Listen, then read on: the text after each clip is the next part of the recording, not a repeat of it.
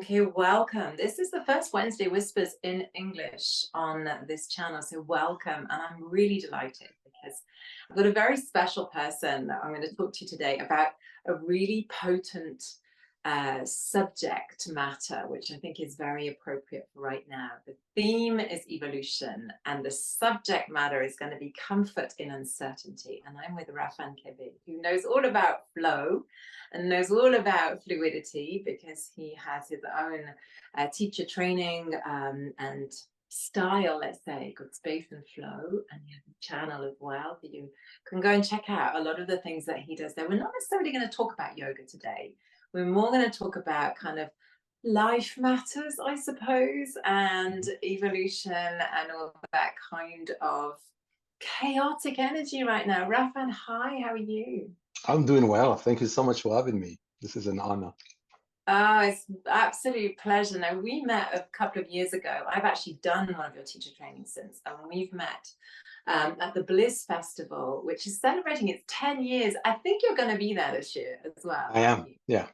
Fantastic. So we actually get a chance to see each other again in person, which is always much nicer than online, even though, thank God we have the technology. But as you know, I've explained to you before, and you've been on my Wednesday Whispers on Instagram before. I've converted it all over now to YouTube, and I do an English interview and a French interview each month. And I have a theme each month. Now, I've been doing that for many, many years. It's something that I do. I place words, themes for the year. Do you do that? Do you have that kind of an idea and a framework? Quite honestly, I don't, but I think that I actually do. I'm just not that intentional with it. And I'm more of a reverse engineer guy than I am a plan ahead, even though that's something I'm trying to change about myself. I want to be more intentional in projecting in a particular direction. But the truth is, yes, I tend to start the year with a kind of a theme. This year was definitely be more intentional. But truth be told, I've been trying to be much more intentional in my life for quite a few years.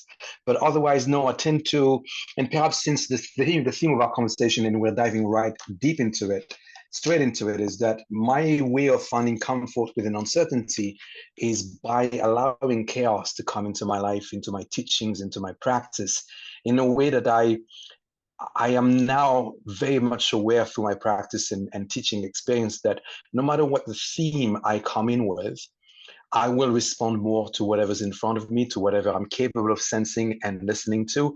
And so I have stopped theming things many, many years ago.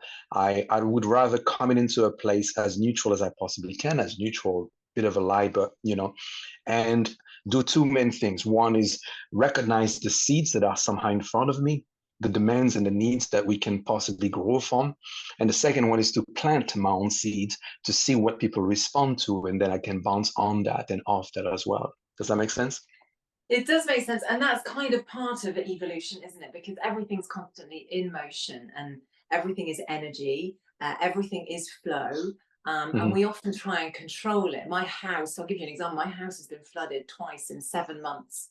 And you can't control water when it comes in, right? There is just it's so difficult. It's one of those things that you go, okay, and you try and stop it and it'll find a way around. And Yeah. I think, I do also remember you saying, I think it was one of the students actually on the teacher training, but it comes from you. Said, well, okay, so you can't do that. So what can you do? And I think that's a really lovely kind of flow approach to things as well. It's okay, right, I'm faced with slight blockage. I need to flow around it. How can I do that? And I think Indeed. that's the comfort in uncertainty. There's always a way, isn't there? There's always another way to do something. There is, and I think the practice itself may well start with not only awareness but also acceptance. Acceptance that the path to freedom is to be found within limitations. And so when limitations show up, and they always do and they always will, is how we react to them, and how keen we are to act upon what we've got control over, as opposed to just lament on and about the things we don't have control over. And so a lot of it is accepting, inviting in this idea of not knowing, of not having a definite destination in mind or a way to go about it. And then eventually you start to be able to just somewhat organize chaos. Slowly but surely you start to recognize patterns, because it's all about pattern recognition. The flood that happened twice, you may well foresee it the third time 2, 3, 4 days before without even thinking about it, by going, I recognize the signs, the way the weather feels, the way the earth is responding to our walk in the garden, the way the animals around the house are behaving, the way the rain is just going crazy, the way the temperatures are changing. You know what I mean? It's just like eventually, and you're like, okay, let me just get myself ready for this. I hope that scenario doesn't happen again, because it's a really disruptive thing. But I do get what you mean. I think there are definite patterns and signs, and the more that you experience certain things, the more you can recognize those. But I really like the idea, and we did also work on this in the training that we did, in the space and flow training. It was like, okay, I'm giving you these limitations, and you have to work freely within those limitations. And we talked quite a lot about that in the group. And I think it's appropriate in this, because we often think, if you're giving me limitations, my freedom is now being restricted. Mm-hmm. But actually, often it's the opposite. Okay, these are my limitations. So how can I make this the most free and flowing and fluid evolution that I can possibly make it, the freedom that I can possibly get from it? Yeah. You know, it makes me think of like Nelson Mandela, or people who have spent time in, captured in a very small space, and yet they found ways to stay free in their mind, or free in their body, or free in their heart, and yet they're so restricted. There's like no freedom. Yeah. So to invite, I'll tell you something. I mean, to invite limitations on purpose that's why I call it a practice. I remember the first time I heard this principle, really, it was from my Feldenkrais trainer, Larry Goldfrapp. We were in Frankfurt, and he very kindly let me sit on an advanced training. I wasn't even qualified. I'm still not. But and he said the phrase, "The path to freedom is to be found within constraints." And my rebellious self, my young self, just went, excuse my language, but fuck that. No, freedom is freedom. Free is free. You ought to be free. If you're telling me that constraints, limitations are part of the path, it's not free. And just like anything that our trainers, our teachers, our parents, our elders are guiding us with, you eventually realize the wisdom within it. And the fact that actually I can build and I can create. And as an artist, that is very, very important for me. I can create in such a more grounded way by having limitations and constraints offered to me. And so now I invite them, and I've invited them for many, many years. And I'm grateful to Larry for opening my eyes and my heart to this, because it's really a mindset. It's really a change of, I cannot victimize myself no more. And I have to appreciate how life works, which is that shit is going to hit the fan, not if and when I want it to, but when it has. And so that's the reason why when I teach classes, and I've done that for now many, many years, I not only go around the room to shake everybody's hand so that it gives me that one-to-one contact, but I also always ask for what limitations they're working with. I tend to say, what limitations are you working with and against?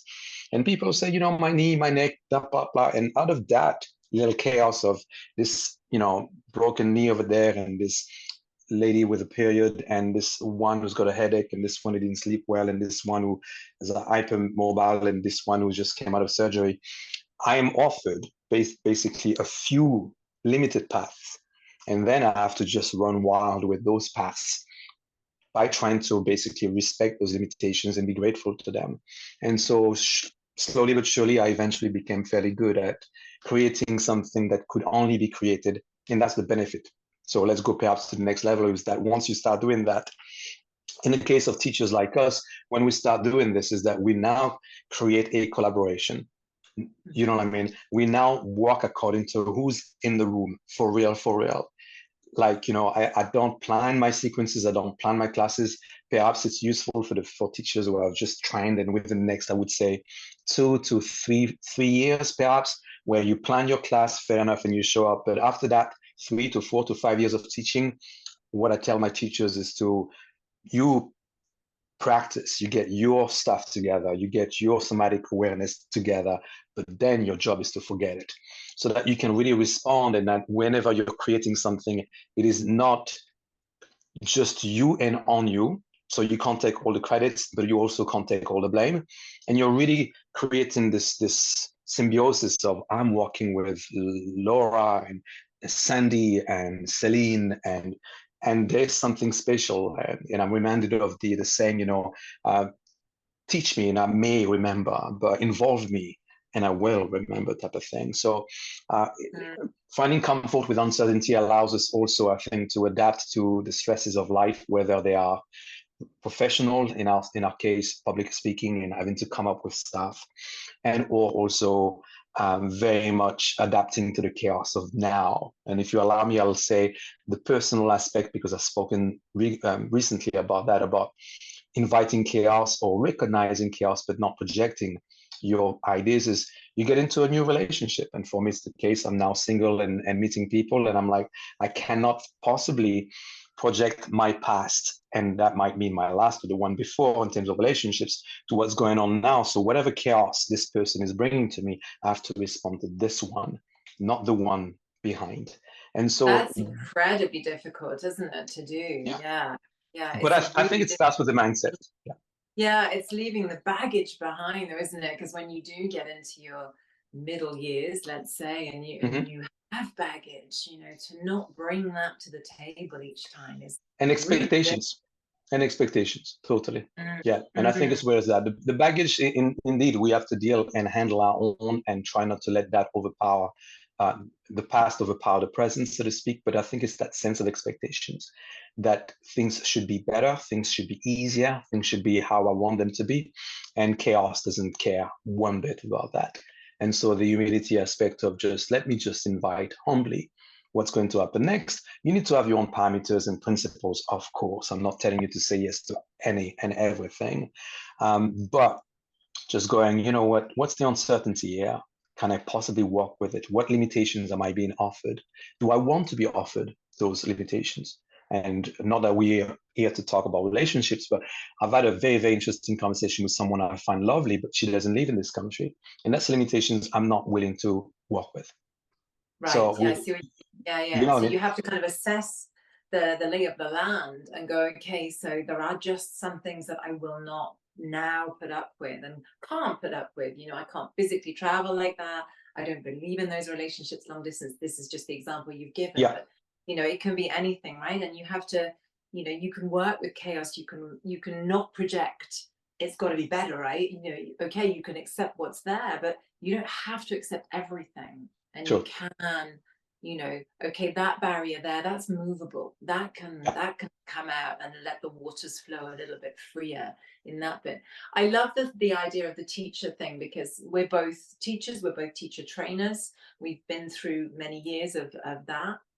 And the thing, and you're quite right, many of my students, particularly in their earlier years, prepare everything to the nth degree. I mean, it is like, every minute is almost planned.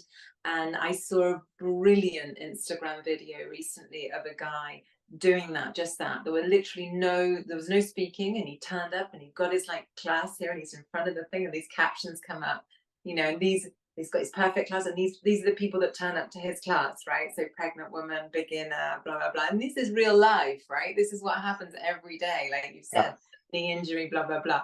And he literally at the end of his video just looked at his session and just chucked his papers in the air, because there was literally no point in following what he had prepared. And I'm constantly telling my students to do that. Just rely on the fact that you know enough, Yeah. and you can work with whatever is there. And if in doubt, simplify it massively and just work more on breath, or on very simple movement, or on very simple things. Because when it's chaotic and when it's all over the place, come back to the things you can do and focus on those things. I had a Mhm. message from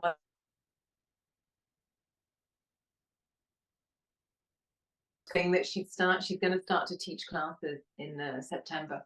1 class a week, and she's already planning them, like now, 1 class a week. And I'm like, oh bless, I mean, that's really sweet, but there's no point in doing that. You know enough, just turn up, plenty, have some good music, turn up, feel the vibe of the people. No, we've been there. I still remember my very first class. I might have been 17, I'm sorry, 18 years ago, where I wrote down even the jokes I wanted to share. Oh, brilliant. I love that. I had my little cards, and I thought, this is an interesting one. And now when I think about it, it's like, stand-up comedy, basically, and performance and acting, which to me, teaching, and we can talk about that perhaps in another podcast. To me, teaching, there's a part of entertainment to that. And within the yoga world, it's a worthy conversations, because there are so many righteous teachers out there who think otherwise. Oh, let's not open that box today. Yeah, but I remember having the jokes, having the making playlists for my classes, all of it. So when we're saying this, is we went through it all. And what I'm saying to people is, yes, do what you got to do, like you're learning how to drive. But once you know how to drive, and once you know the way, and you know how to get places in various ways, ditch the GPS, ditch Google Maps, and start looking around and start appreciating the drive, as opposed to putting yourself on autopilot. It will make you that much more of a teacher, and people will relate to you a lot more, because you will teach with them and not I love them. that. And I try and teach my children the map reading and the getting lost on the journey scenario. So for many, many years, I've not used GPS. I occasionally use it now, just when we're really in the back of beyond, and if it works, to get a vague notion, because sometimes all the roads look very similar in the back country of France, right, in rural France. And I have no idea where I'm going. But sometimes I don't mind getting lost, and I tell the girls, it's okay, we're just going to get lost. We'll find it eventually. We will find a way. You always do. I remember a journey. We were in Canada, and we were in a rented car. And we were driving from Niagara Falls to see my best friend, who lives in a part of Canada which is like the lakes, that sort of outside of Toronto. The whole area looks the same. Every single road looks the same. And it was nighttime. I'm like, I am never going to find this place. And the GPS wouldn't pick up, the internet wouldn't work. I went up and down one road, and the roads are long, right, in Canada. They can go for like 100K, So I went up and down part of this road, and I came back to where I knew there was civilization. And I literally went and knocked on people's doors, and I went, do you know this place? And can you vaguely tell me how to get there? And the girls were getting scared, right? I said, don't get scared. We'll find it. We will absolutely find it.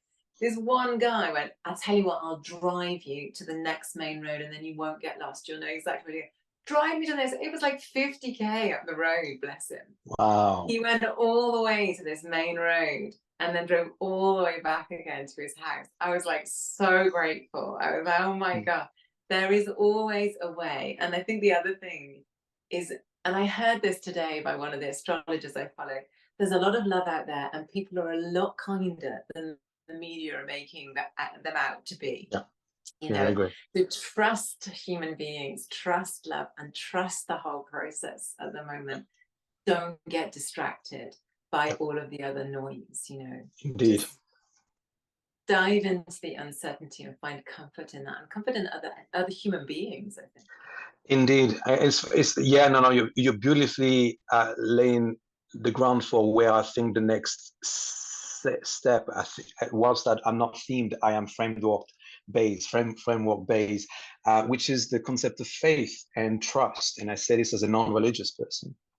So part of the practices we mentioned that's interesting. So faith as a non-religious person. So that's a whole podcast in itself, I think. But but it's a step of the practice. We've got awareness, we've got acceptance, we've got determination and intentionality in terms of finding comfort within uncertainties, and then to a point where you can invite chaos.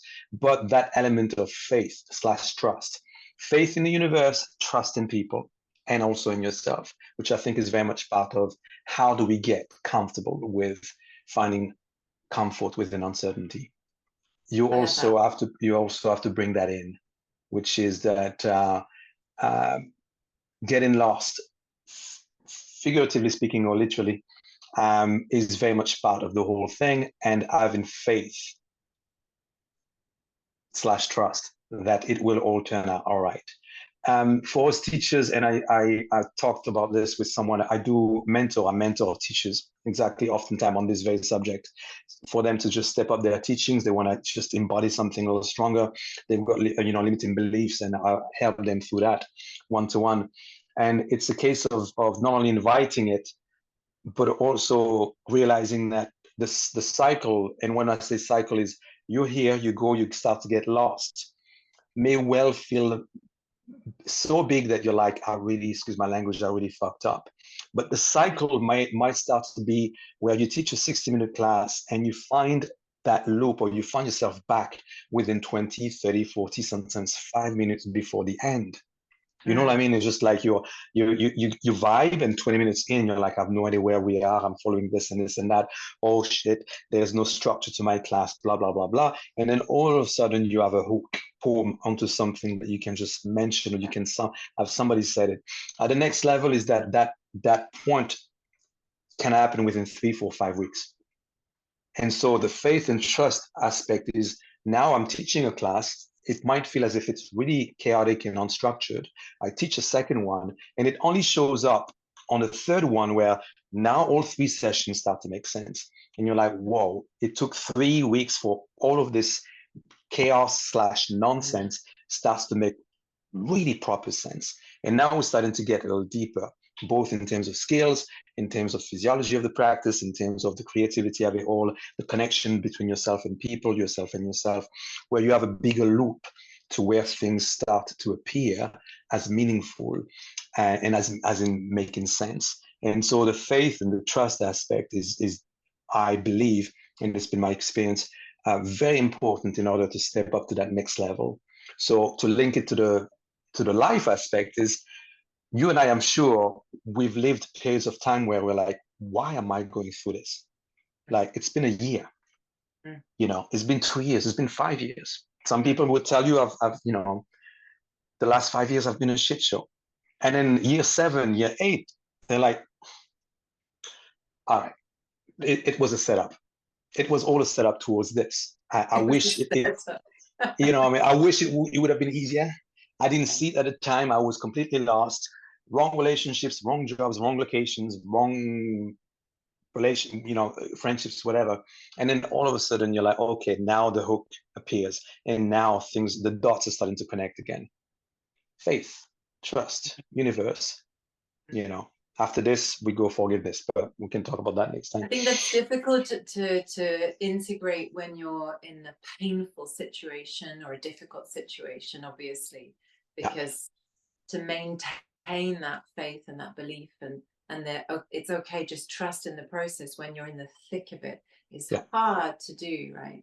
But I know that I watched this brilliant film. I've seen it many times, actually. I actually can't remember the English title, but I think it's something like the history of a quilted a patchwork quilt or something. But in French, it's Le Patchwork de la Vie, which is the patchwork of life. It's with Winona Ryder. If you've not watched it, it's quite a good chick flick, but I think you probably enjoy it. But it is really brilliant in its message, because it is exactly what we're saying here.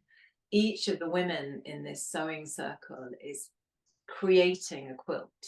And in fact, they're interpreting in the quilt their feelings of love. What does love mean to them?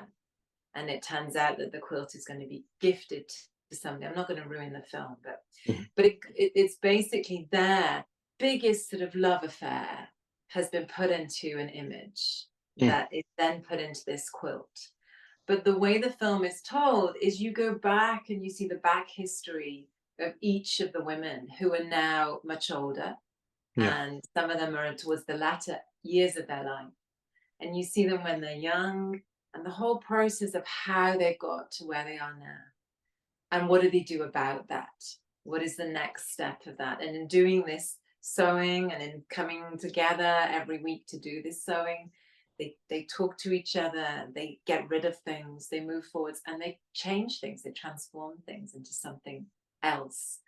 And it's such a beautiful, I think, analogy of life. And I watched it with my 16-year-old daughter the other evening, and she absolutely loved it. She was like, "So good, Mum," and you don't really get it until right at the end.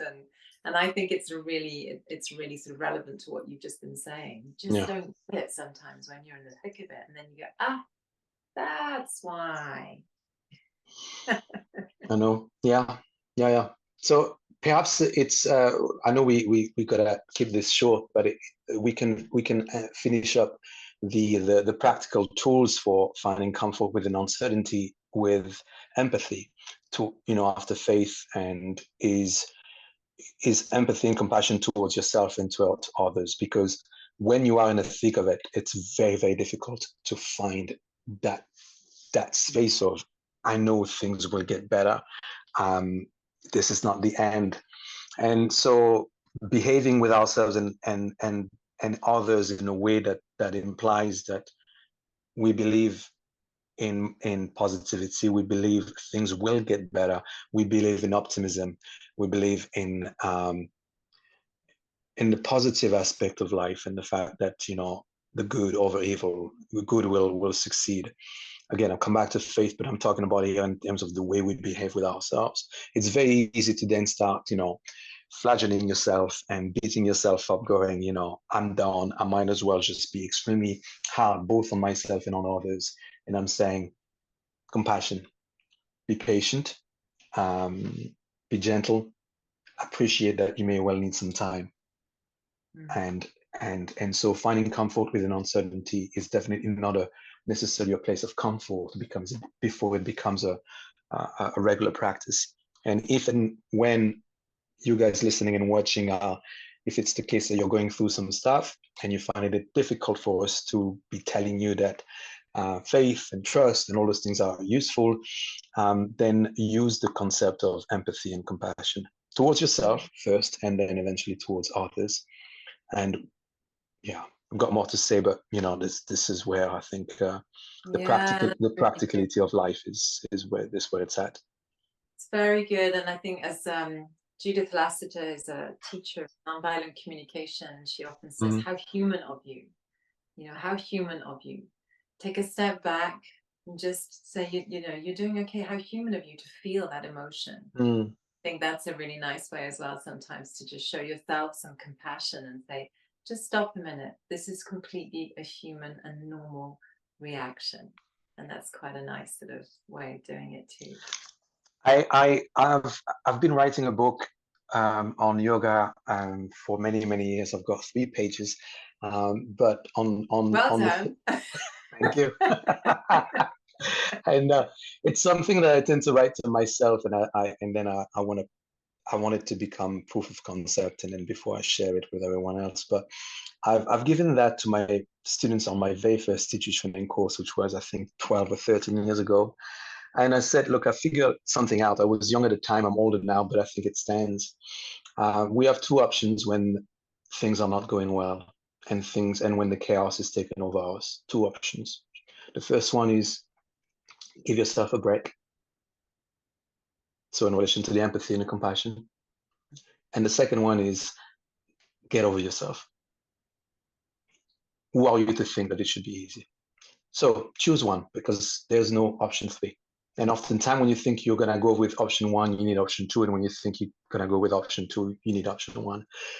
Give yourself a break, or get over yourself. And depending on the hour of the day, and depending on the day, you may well need it to remind yourself of one or the other. Oh, that's ringing very true. Raphan, it's been a pleasure. Thank you so much.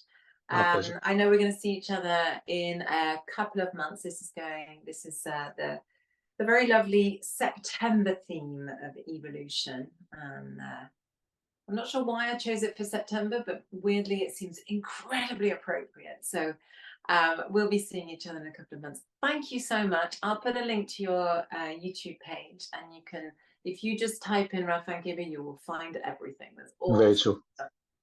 Very true. Thank you so much. Thank you, Charlotte. And thank you, everyone, for watching and listening.